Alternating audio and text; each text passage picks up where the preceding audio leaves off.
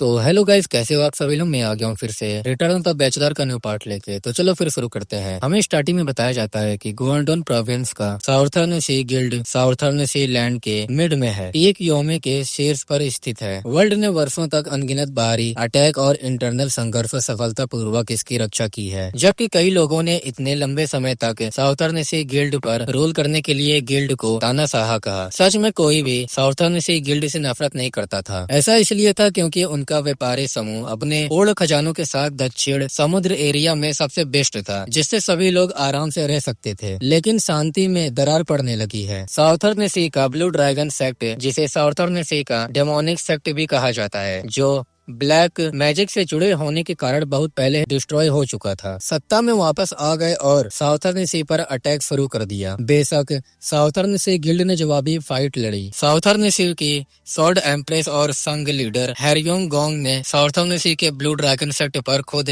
आश्चर्यजनक हमले का ऑर्डर दिया। इसका रिजल्ट साउथर्न सी गिल्ड की हार और पीछे हटना था। यह पहली बार था कि साउथर्न सी लैंड का अपराजित दिग्गज कम से कम साउथर्न सी के अंदर कोई लड़ाई हार गया। लोग साउथर्न सी गिल्ड के बाद हमारी जीत के बारे में बात कर रहे हैं। कोई बंदा एक बंदा से कह रहा होता है कि हाँ, हालांकि साउथर्न सी गिल्ड इतना शुद्ध और धर्मी नहीं है कि उसे न्याय का वकील कहा जा सके। ये बहुत लंबे समय से साउथर्न सी का अपराजित रोल रहा है। तो ये बंदा कह रहा होता है साउथर्न सी के निवासियों ने द्वीप पर गिल्ड के लंबे रूल के बारे में कुछ नहीं कहा। इसका रीजन ये है कि हर कोई उनसे डरता था। और हमें इस बंदे के बारे में बताया जाता है साउथर्न सी के ब्लू ड्रैगन सेट के हेड बल ब्लू ड्रैगन थॉट के लीडर टैग गन। और ये बंदा कह रहा होता है क्या वो जवाबी हमले की तैयारी करेंगे। और इस बंदे का नाम पैंग गांग होता है, ये कमांडर होता है। टैग गन कह रहा होता है क्या तुमको लगता है कि इतने लंबे समय की शांति के बाद जब उनकी सेनाएं कमजोर हो गई है तब भी उनके पास ऐसा करने की ताकत होगी। तो पैग गंग कहता है और अब डिस्ट्रॉय, फिर भी ये बहुत आसान लगता है। मुझे इस बात की चिंता है कि हमने कितने कम गार्ड तैनात किए हैं। आप थोड़ा आराम क्यों नहीं करते। हम सेट के मुखिया के बाद भी गिल्ड के मेन प्लेस तक जा सकते हैं और मौत के ड्रैगन आ गए हैं। तो टैग गन कह रहा होता है कि पैग गंग, क्या मैंने नहीं कहा था कि तुम हर चीज से बहुत डर जाते हो। तो बंदा कहता है कि लेकिन। तो टैग गंग उसके बात को काटते हुए कहता है कि उस शिखर को देखो पैग गंग। तो पैग गंग कहता है कि पीक योमे। तो टैग गंग कहता है कि यही हमारे दुश्मन है। वो एक आरामदायक बिस्तर पर पैर फैलाए हुए आराम कर रहे हैं। क्या तुम अभी भी इसकी कल्पना करने में संकोच कर सकते हो। पैग गंग कुछ नहीं बोल पाता। तो टैग गंग कह रहा होता है कि मैं नहीं कर सकता। उनके कारण हमारे घर जल गए और मुझे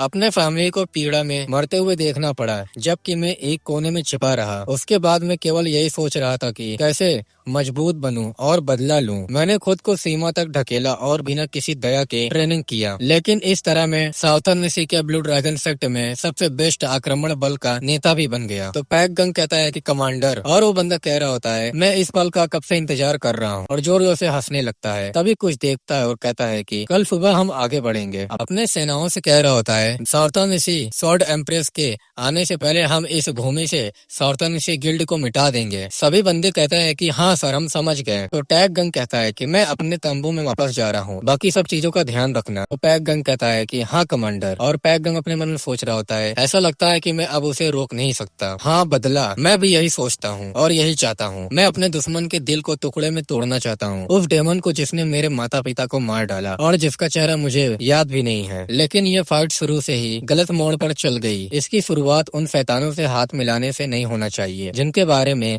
हम कुछ नहीं जानते। मुझे इस बारे में बुरा महसूस हो रहा है। भले ही हम ये फाइट जीत जाएं, क्या सच में सही तरह का बदला ले रहे हैं। तो एक बंदा कह रहा होता है कि कमांडर, इंटर द्वार से कोई आ रहा है। तो बंदा अपना फोन निकालते हुए कहता है कि क्या ये नाइट रेड है। अभी हम देखते हैं कि एक लड़की को दिखाया जाता है और पैग गंग अपने मन में कह रहा होता है क्या ये तो सिर्फ एक पर्सन है और मुझे किसी भी तरह की हत्या की किलिंग इंटेंट नहीं आती। और उस लड़की से कह रहा होता है अपनी सिचुएशन बनाए रखो, चलो वेट करते हैं, हो सकता है कि ये कोई ऑर्डर हो जो आक्रमण करने का इरादा रखता हो। और अपने मन में कह रहा होता है ये वुमेन है नॉर्थर्न सी सॉर्ड एम्प्रेस सियोहा गांव की एकमात्र संतान।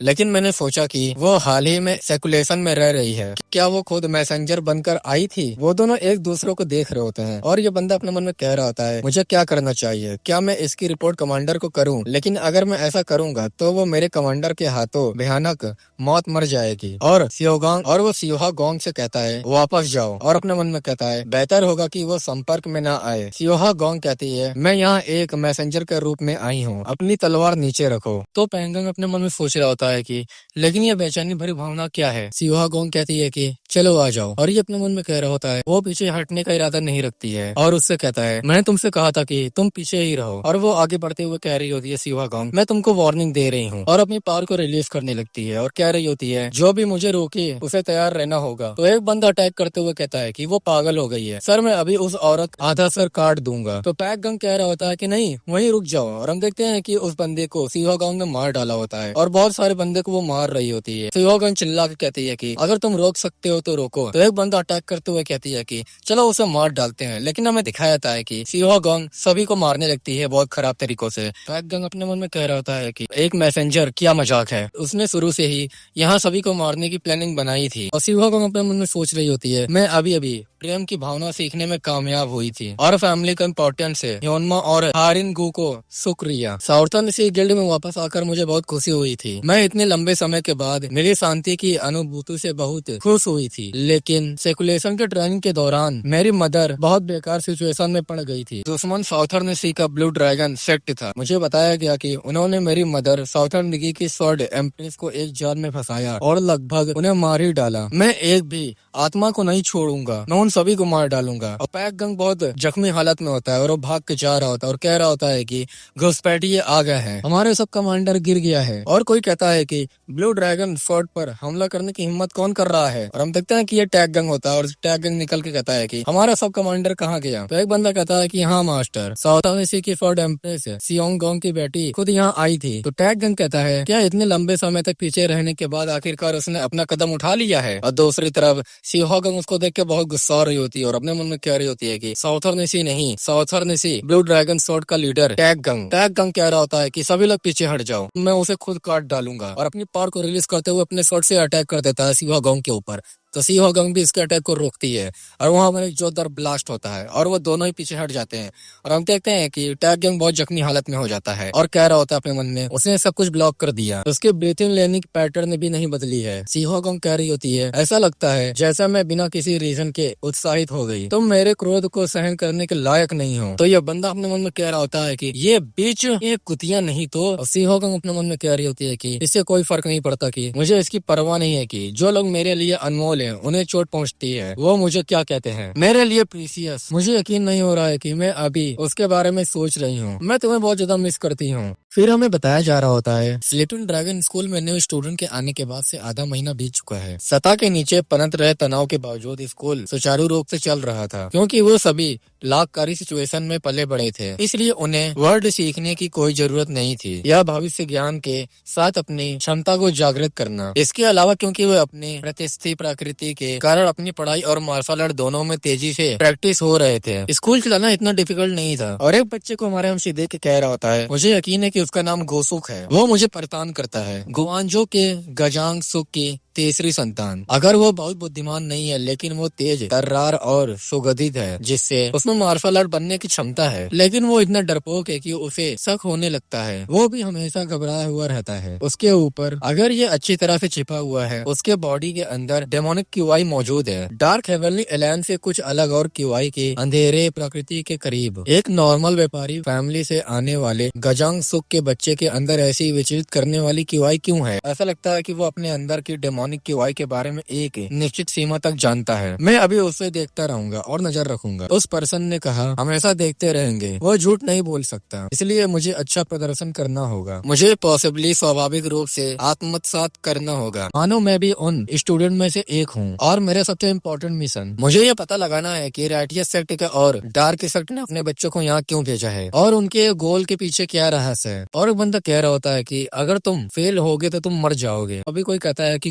गोसुक गोसुक कहता है कि हाँ, और अपने मन में कहता है कि अरे नहीं, क्या मैंने कुछ गलत किया है? अगर वो ये पता लगा ले कि मैं कौन हूँ तो मैं मर जाऊंगा। तो सिस्टर इन लॉ कहती है क्या तुम्हें दर्द हो रहा है? तुम अच्छे नहीं लग रहे हो। तो गोसुक कह रहा होता है कि नहीं मैम, मैं ठीक हूँ। तो सिस्टर इन लॉ कह रही होती है तुम्हें बहुत पसीना आ रहा है। तो वो घबराते हुए कह रहा होता है कि मुझे तो बस बहुत पसीना आता है, मैं सच में ठीक हूँ, मेरी आप चिंता मत करिए। और अपने मन में कहता है सब लोग मुझे घूर रहे हैं। तो सिस्टर इन लॉ कह रही होती है अजीब है, तुम बीमार लग रहे हो, क्योंकि तुम जोर देकर कह रहे हो कि तुम अच्छे हो, इसलिए मैं आगे कुछ नहीं पूछूंगी। तो वो अपने मन में सोच रहा होता है ये बहुत ज्यादा ही करीब था। पीछे से आर्कड्यूक का भाई कह रहा होता है वो हमेशा ऐसा क्यों रहता है, वो बिना किसी कारण के कांपता है, वो सच में एक अजीब आदमी है। तो सिस्टर इन लोग कह रही होती है सभी से सब लोग ध्यान लगाओ, चलो अगले लेसन पे चलते हैं। और वो बंदा अपने मन में सोच रहा होता है मुझे ऐसा लगता है कि जैसे मैं लगातार एक तेज ब्लेड पर अपना संतुलन बनाए रखने की कोशिश कर रहा हूँ। मैं चाहता हूँ कि मैं इस मिशन को सेफली पूरा करके घर जा सकूं। फिर हमें बताया जाता है कि फाइनली गोसुक ने जोखिम भरे तरीके से संकटों से बचना जारी रखा और उन्होंने अपना सारा ध्यान अपनी पहली रिपोर्ट लिखने में लगाना शुरू कर दिया, जो तुरंत ही प्रस्तुत होने वाली थी। उन्होंने स्कूल में होने वाली दैनिक गतिविधियों और योनमा द्वारा सिखाई जा रही चीजों के बारे में लिखा। उन्होंने यह उल्लेख करना सुनिश्चित किया कि उनका मस्तिष्क विकसित हो गया था, जिसका श्रेय सबसे पहले डिवाइन नॉलेज सीखने को जाता है। गोसुक कुछ लिखते हुए कह रहा होता है कि ठीक है, मुझे यकीन है कि मेरे सर को कटने से बचाने के लिए पर्याप्त है। मुझे खुशी है कि सब लोग बाहर ट्रेनिंग कर रहे हैं, मैं बिना किसी चिंता के इसे लिख सकता हूँ। फिर ऐसे ही कुछ दिन बीत जाते हैं और हमें कुछ दिन बाद का सीन दिखाया जाता है जहाँ गोसुक राख में उठता है और जा रहा होता है कहीं, और हमें बताया जा रहा होता है कि गोसुक जिन्हें अपने ताकिये के नीचे एक काली चट्टान मिली, अकेले ट्रेनिंग के बहाने चुपके से स्कूल से बाहर निकल गया और एक गली में वो जा रहा होता है। तभी वहाँ पर एक शैडो दिखाई जाती है और हमें एक बंदे को दिखाया जाता है। वो बंदा कह रहा होता है क्या तुम उसे लेके आए हो? तो गोसुक कांपने लगता है और अपने मन में कह रहा होता है उससे आंख मिलाने मात्र से ही मुझे ऐसा महसूस होने लगता है कि जैसे मैं मरने वाला हूँ। तो वो कह रहा होता है कि हाँ मैं यहाँ लेके आया हूँ। तो वो एक किताब देता है, तो बंदा उस किताब को पढ़ने लगता है। गोसुक आंख बंद करके अपने मन में सोच रहा होता है कि प्लीज मुझे सुरक्षित लौटने दीजिए, और वो बंदा वहाँ से गायब हो जाता है। तो गोसुक अपने मन में कह रहा होता है कि शायद मेरी रिपोर्ट में कोई प्रॉब्लम नहीं थी, वो बस चला गया। और लंबी लंबी सांस ले रहा होता है बैठ के और कह रहा होता है मुझे ऐसा फील हुआ जैसे मेरी रीढ़ में ठंडक दौड़ गई हो, जैसे मैं किसी भूत का सामना कर रहा हूँ, लेकिन मैं अभी भी जिंदा हूँ। क्या इस महीने का मेरा मिशन पूरा हो गया है? मैं फाइनली एक अच्छी रात की नींद ले सकता हूँ, कम से कम कुछ समय के लिए। काश मेरा कमजोर दिल इस दबाव को झेल पाता। और वो बंदा जाते हुए कह रहा होता है वो एक बेवकूफ छोटा सा बदमाश लग रहा था, लेकिन अब जब मैंने उनकी रिपोर्ट देखी है तो मैं समझ सकता हूँ कि उन्हें इस मिशन के लिए क्यों चुना गया था। वो अवलोकन और एनालिसिस में अच्छे हैं और उन्होंने जो जानकारी प्राप्त की है वो बुरा भी नहीं है। तभी वो हमारे एमसी और हारिन को नोटिस करता है और कहता है कि वो दोनों कौन है, और हमारे एमसी भी और हारिन दोनों देख लेते हैं उसको। और वो बंदा अपने मन में सोच रहा होता है हारिन को देखते हुए वो एक स्किल्ड मार्शल आर्टिस्ट है, और हमारे एमसी और हारिन के सामने आके रुक जाता है और अपने मन में कह रहा होता है क्या वो नोबल क्लैन अलायंस से हैं या दुष्ट शक्तियों से? वो आदमी कोई रिमार्केबल नहीं लगता। क्या वो महिला की सहायता के लिए एक टीचर है? डैम इट, ये तो परेशान करने वाले लोग हैं। हमारा एमसी हारिन से कह रहा होता है देखा, मैंने तुमसे कहा था कि अगर हम यही इंतजार करेंगे तो कोई आ ही जाएगा। तो हारिन कहती है क्या तुम जासूस हो? तुमने कहा था कि आपने अपने क्यूआई तरंगों का इस्तेमाल नहीं किया। तो हमारा एमसी भी मुस्कुरा के बोलता है मेरे पास अपने तरीके हैं। और वो बंदा अपनी पावर को रिलीज करते हुए आ रहा होता है हमारे एमसी हारिन की तरफ, और अपने मन में कह रहा होता है कि मैं अपना समय बर्बाद नहीं कर सकता, मैं इसे एक झटके में खत्म कर दूंगा, और अटैक कर देता है। लेकिन हारिन भी कम नहीं होती है, अपनी स्वॉर्ड से उसके अटैक को ब्लॉक कर देता है और उन दोनों के बीच में फाइट एकदम घमासान शुरू हो जाती है और हारिन उस बंदे के ऊपर अटैक करती है। तो बंदा भी अटैक करते हुए अपने मन में कहता है कि मैं जानता था ये वुमेन भी मेरी तरह मार्शल आर्ट के हारमोनी स्टेज पर है। और उन दोनों की फाइट घमासान चल रही होती है और वो बंदा पीछे हट के कह रहा होता है कि तुमने इतने कम उम्र के पर्सन के लिए अच्छे हो, तुम तो 20 वर्ष के लग रही हो। ऐसा लगता है कि मुझे सीरियसली से तुम्हारा सामना करना पड़ेगा। और अपनी पावर को रिलीज करने लगता है और कह रहा होता है कि डिस्ट्रक्शन, मैं तुम्हें अपनी पूरी ताकत से मार डालूंगा। और एक जोरदार चीख मारता है, इससे वहाँ के पेड़ भी तहस नहस होने लगते हैं। तो हारिन भी कह रही होती है तो तुम एक डार्क मार्शल आर्टिस्ट हो। तो बंदा भी बोलता है हारमोनी स्टेज के मार्शल आर्टिस्ट के बीच ताकत में अभी भी अंतर है। बहुत समय हो गया जब किसी दुश्मन ने मुझे इतनी उत्साहित किया हो। मैं ब्लैक विंड डिवीजन के पहले सेक्वार्डन का ब्लैक घोस्ट हूँ। तो हारिन कहती है कि मैं हारिन क्यों हूँ? तो बंदा भी बोलता है कि हारिन को मैं तुम्हारा नाम याद रखूंगा। और वो दोनों के बीच फाइट स्टार्ट हो जाती है। फिर से वो दोनों को स्वॉर्ड आपस में टकराते हैं, लेकिन हम देखते हैं कि उस बंदे का बाजू एकदम टूटने लगता है और हारिन हवा में उड़ जाती है। तो वो बंदा अपने मन में कह रहा होता है कि वो इतनी स्ट्रॉन्ग है, मेरे पास और कोई रास्ता नहीं है, मैं अपनी सारी ताकत एक हाथ में लगा दूंगा और अपनी हाथ में पूरी ताकत को लगा के अटैक करने लगता है और एक बीन निकलता है। ये सब हमारे एमसी भी देख रहा होता है। तभी हारिन भी अपनी पावर को रिलीज करके अटैक करती है और कहती है कि मीटियोर स्वॉर्ड, और उस पर अटैक कर देती है, जिससे वो बंदे का अटैक एकदम डिस्ट्रॉय हो जाता है और वो बंदा भी एकदम जख्मी हालत में हो जाता है। वो कह रहा होता है कि ये तो इम्पॉसिबल है, वो मुझे काटने में कामयाब हो गई और हारिन उस बंदे को वहीं पूरा मार डालती है। तो गाइस ये एपिसोड यहीं खत्म होता है। आई होप आप लोग को वीडियो अच्छी लगी होगी, तो वीडियो को लाइक कर देना, चैनल को सब्सक्राइब कर देना और कमेंट कर देना तुम लोग को वीडियो कैसे लगी। हम लोग मिलेंगे नेक्स्ट एपिसोड में, तब तक के लिए बाय बाय।